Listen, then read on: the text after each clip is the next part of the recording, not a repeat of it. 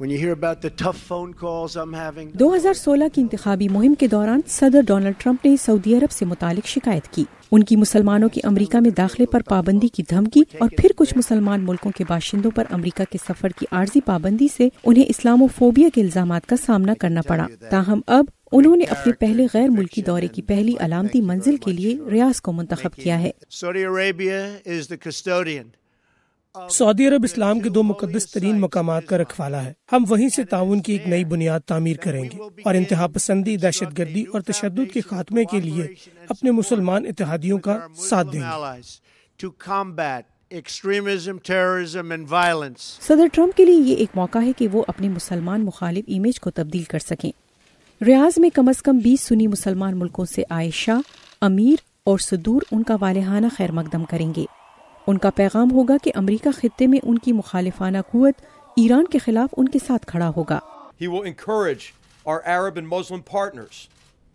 وہ ہمارے عرب اور مسلمان شراکت داروں کی حوصلہ افزائی کریں گے کہ وہ امن کے فروغ کے لیے اور مسلم دنیا اور دوسری جگہوں پر انتشار پھیلانے والے داعش سے لے کر القاعدہ اور ایران سے لے کر اسد حکومت تک کا مقابلہ کرنے کے لیے بے خوف اقدامات کریں.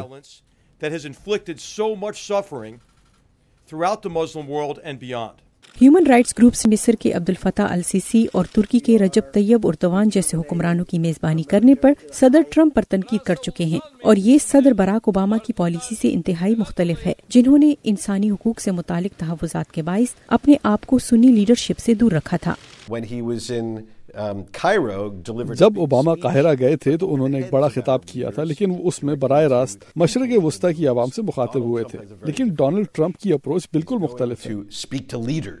واشنگٹن میں عربیہ فاؤنڈیشن کے تجزیہ کار علی شہابی کہتے ہیں کہ ٹرمپ کا پیغام وہی ہے جو سنی لیڈر سننا چاہتے ہیں.